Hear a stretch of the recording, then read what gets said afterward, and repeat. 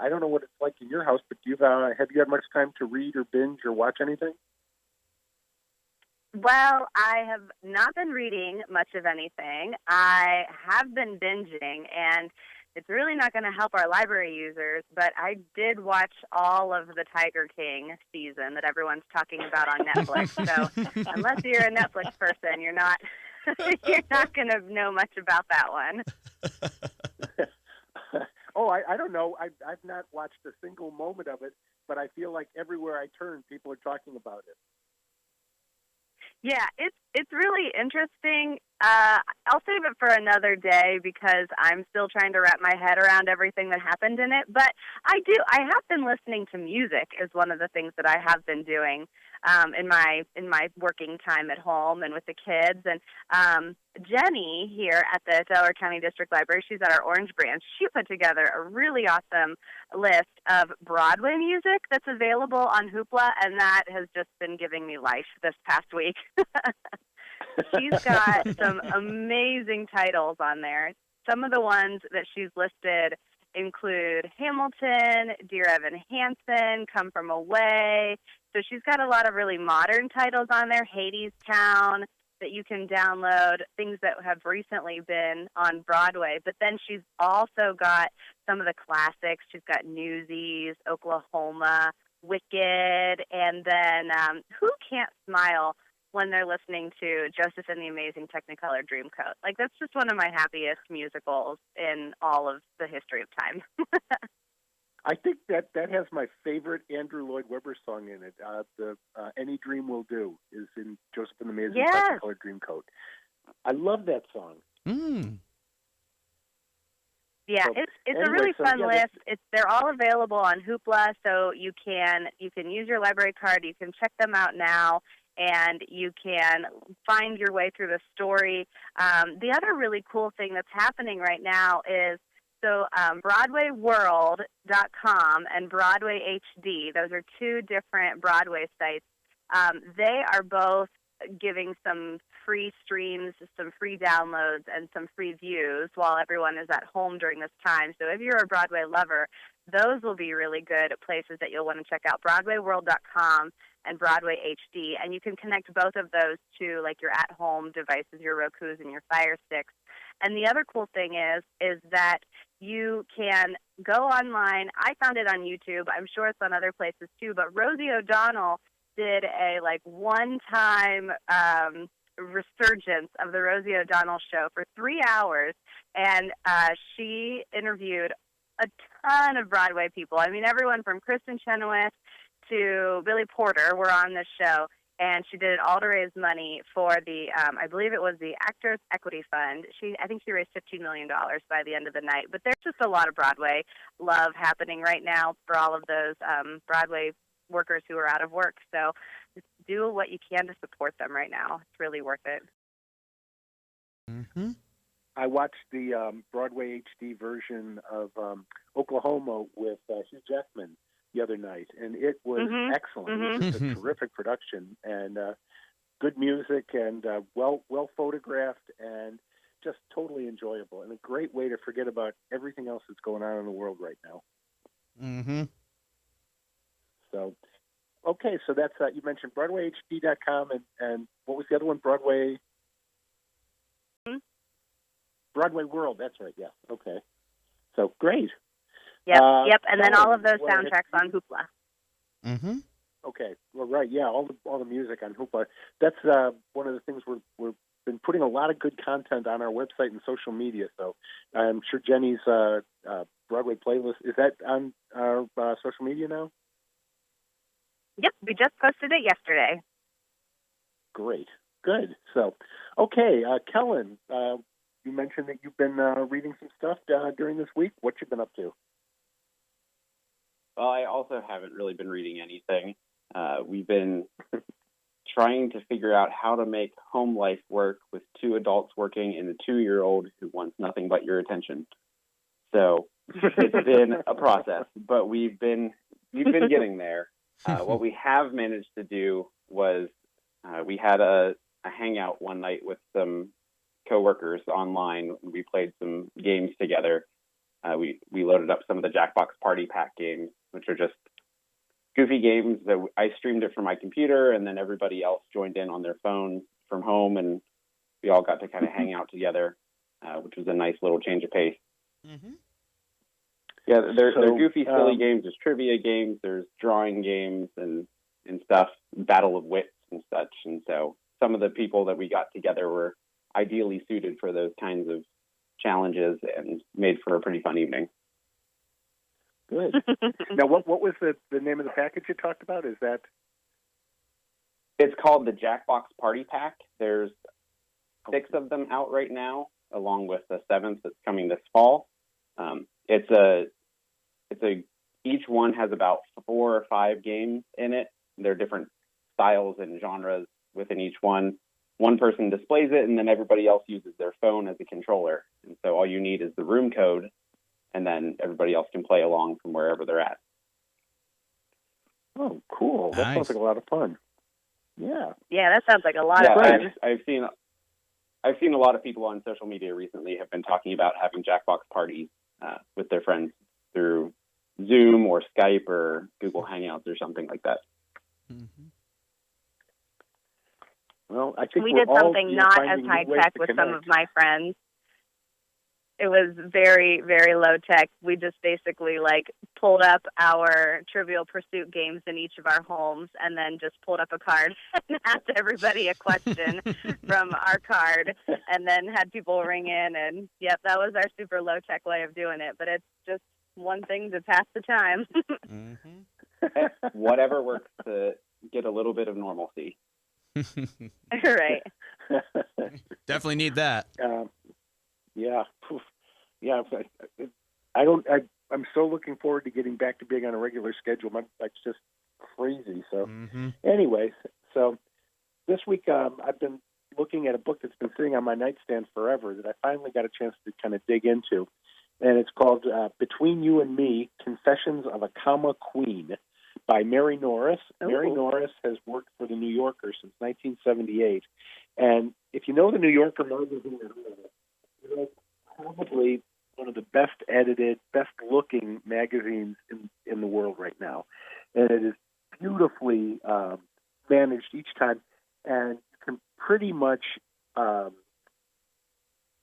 judge the magazine by the quality of its copy editing. And she's actually the copy editor. So she talks in this book about how she came to be somebody who is an absolute fanatic for the language. And but she does it with such a great sense of humor that it doesn't feel like she's your grammar school teacher yelling at you about where to put a comma. It feels more like somebody who's talking about a skill that they've got that's really cool, that they think is really cool, and that they like to joke about, that they have some fun with. So she's got chapter titles like Spelling is for Weirdos, and That Witch, which with the witch spelled W-I-T-C-H. That is something I can never get right, whether to use that or witch. Between You and Me, not Between You and I. Comma, chameleon, which I liked. A dash, a semicolon, and a colon walk into a bar.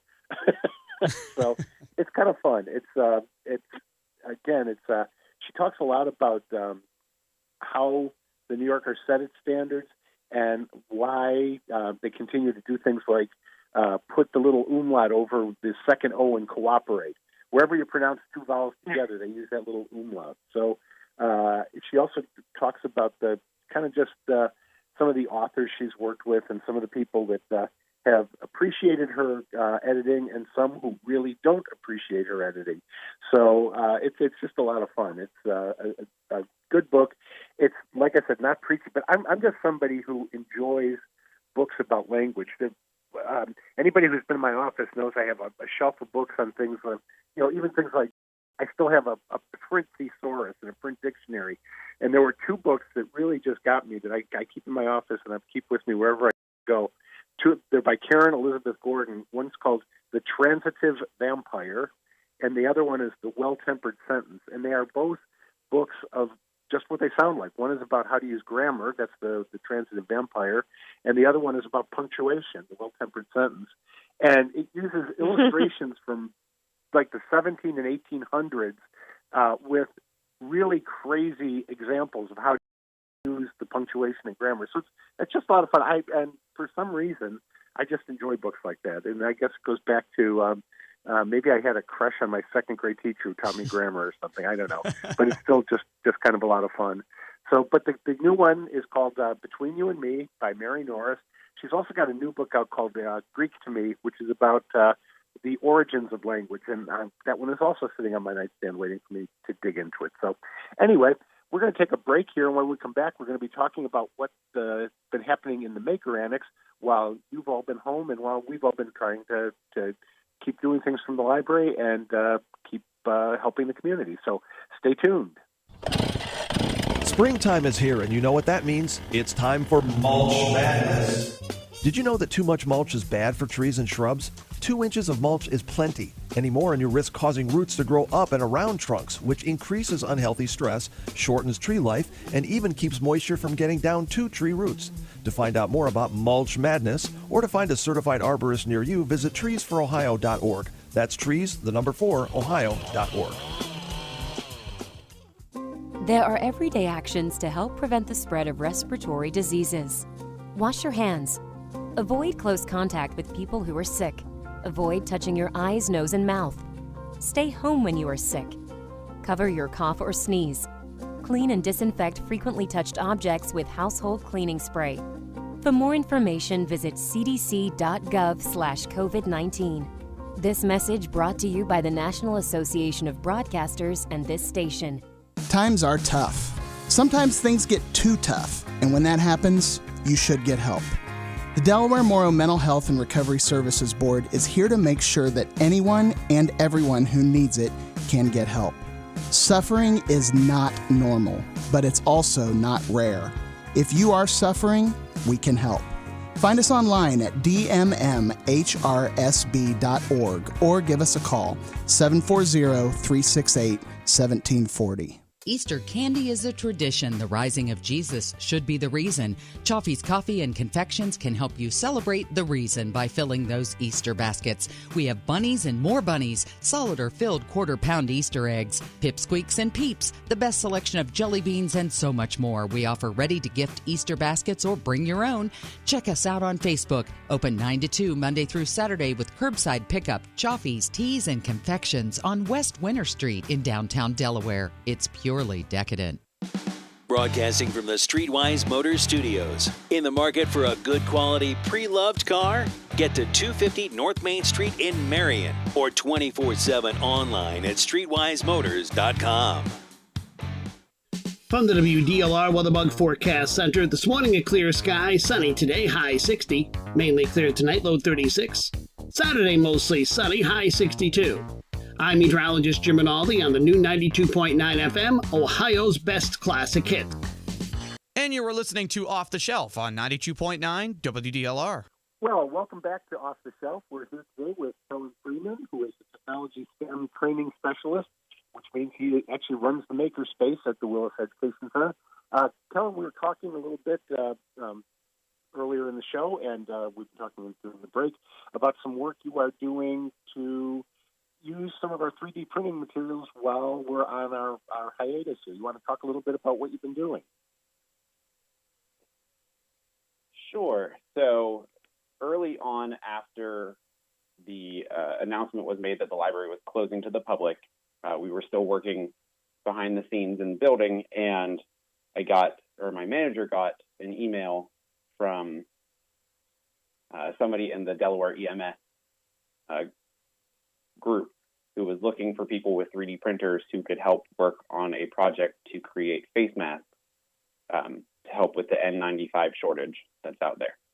Mm-hmm. So right. I grabbed our 3D printers really quick and pulled them from the Maker Annex, and I brought them home with me, which was just in time for us to then get the order to stay at home. So I have them here with me, and they've been running almost every day as we test and redesign and trial new things. The trick with an N95 mask is that they need to be tight to the face. They need to be secure and fit to make sure that air doesn't leak in around them. It's just fairly easy with a fabric mask with a metal band that holds it in place. and much harder with a rigid plastic that we normally work with for our 3D printers. The nice thing with the plastic that we use is it is a thermoplastic, so it can be heated and shaped, which is the whole basis of how 3D printing works. But we can print a general shape and then heat it up and mold it to the specific face of the user. And so it's been trying to find that baseline mask that we can print a bunch of and then make the final tweaks with along the way. There's a group of people working from within the EMS group themselves that have 3D printers. They've been designing the parts and sending them out. They supplied me with a roll of flexible filament, which is really neat. It's a fun, stretchy filament that when it prints, it's not rigid. It has some bend and give to it. And so I've been printing seals to go over top of the mask that can secure a little tighter to the face. We've been going through, I think, about 5 or 6 versions of that seal, trying to get one that works. And we got the word yesterday that they've reached a 100% seal. So we're now in production mode, and we're working on getting the mask printed in bulk now. A bunch of us started working on those today. In the meantime, while we were waiting for that, I had another patron reach out to us through our online chat feature on the website, and they were working with Rogue Fitness in Columbus to make face shields.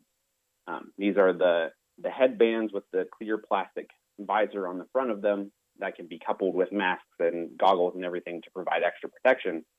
And the company Rogue has an injection mold coming in a couple weeks, but in the stopgap, they need something that can be made. So they had some people who were doing 3D printing.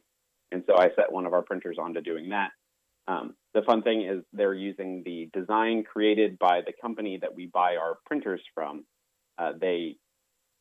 When everything happened over in Europe, because we buy ours from a company in the Czech Republic, the company started shifting into making hand sanitizer and making face shields, and they supplied all the designs for free, and that's the one that we're using, which was a fun little thing for me because that wasn't the one that I chose. That was just the one that was supplied to me.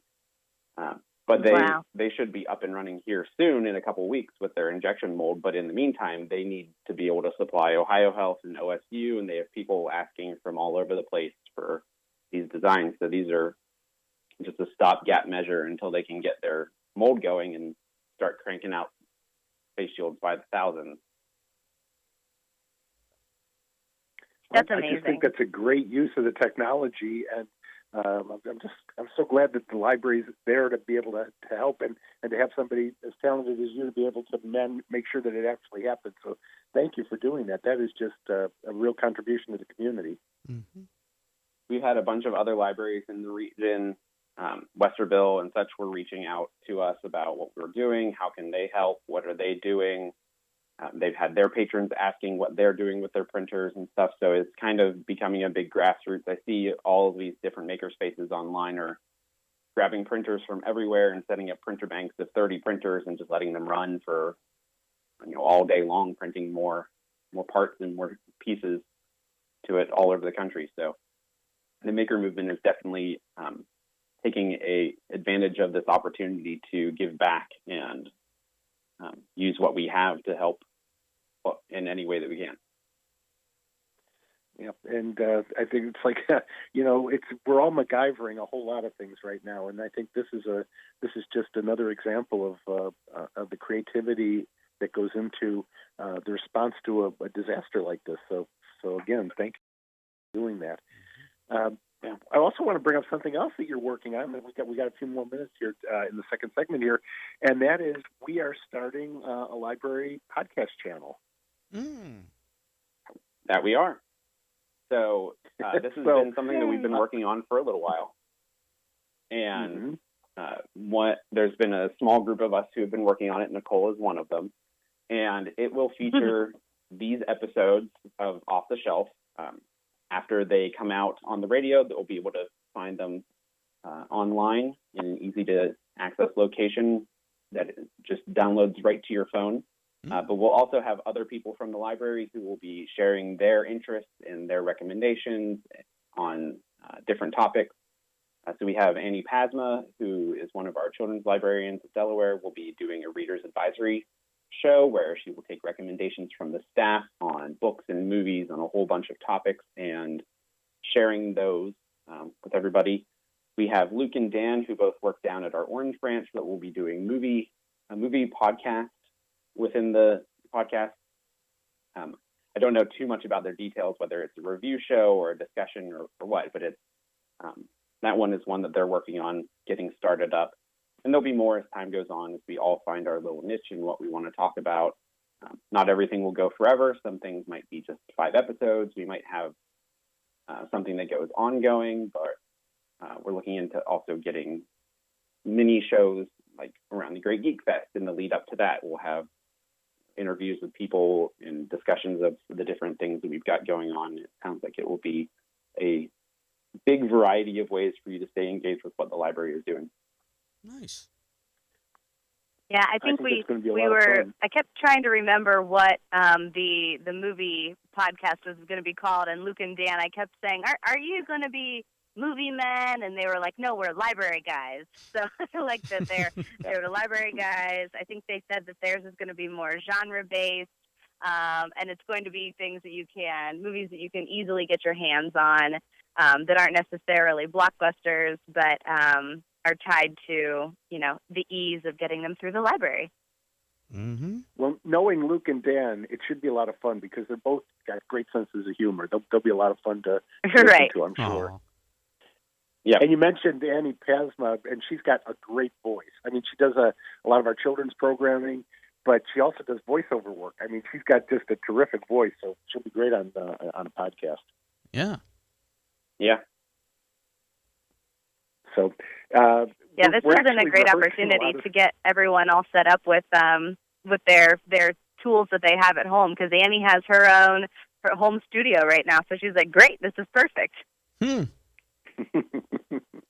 So, well, it seems like lots of our staff have some sort of home studio of some kind or another, because we're seeing a lot of staff-created content going up on our social media. I just saw another one from Hillary from the Powell branch, a new piece from Miss Hillary. So I know we're getting contributions from staff right along for the interim here. Mm-hmm. Yeah, Miss Hillary is keeping me busy. She is sending me probably 2 to 3 videos a day, and she's also and she's just one of a handful of people who are sending regular videos for uploading on our Facebook pages. So stay tuned. There will be lots. Nice. And I just saw some more stuff from Mr. George, too, this morning on Facebook. I don't know if that's going directly to us or not, but I saw he did another story time on Facebook with one of his music and dance story times. So it should be a lot of fun. Mm-hmm. Yeah, he picked up a song from Cuckoo Kangaroo in this week's video. He emailed Brian and Neil, and he said, "Hey gang, could I use one of your songs in my live streams?" And they said, "Yep, do whatever you want." And then I had been going to the Cuckoo Kangaroo YouTube page pretty regularly for a mid-morning dance break with my girls, and we discovered that they did a free concert in I think Neil's garage. So that nice. was entertaining. Nice. Yeah. Wow.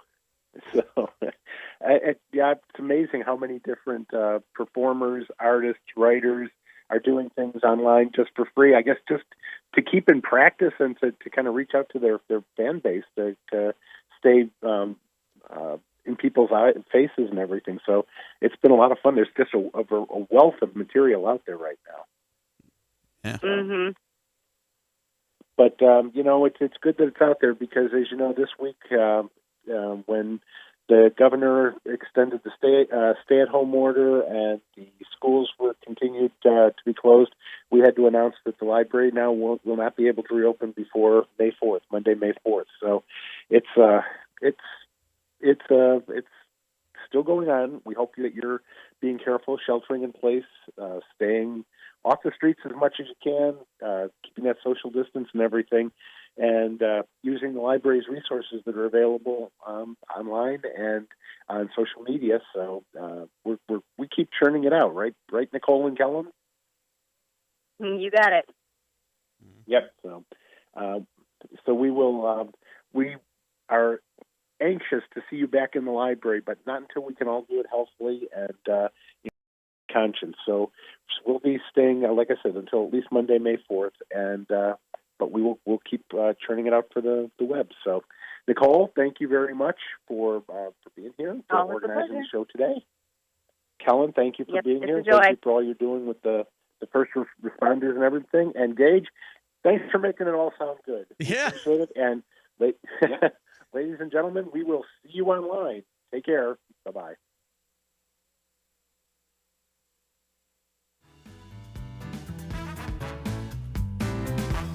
You've been listening to Off the Shelf, brought to you by the Friends of the Delaware County District Library. Love the library? Join the Friends. Join us next week to find out what's happening at the Delaware County District Library. ABC News, I'm Inez de la Quatera. March unemployment numbers coming out today, and the Labor Department's report is expected to illustrate massive unemployment because of coronavirus-related shutdowns. ABC's chief business correspondent, Rebecca Jarvis. In just 2 weeks, nearly 10 million people in this country have filed new claims for unemployment insurance. A staggering figure, which doesn't even include the self-employed or undocumented workers or the many Americans who've been trying to apply but can't. New York City has joined Los Angeles in encouraging people to cover their faces while in public to prevent the spread of COVID-19. The Trump administration is considering making the same country. President Trump Thursday said he invoked the Defense Production Act to get 3M to make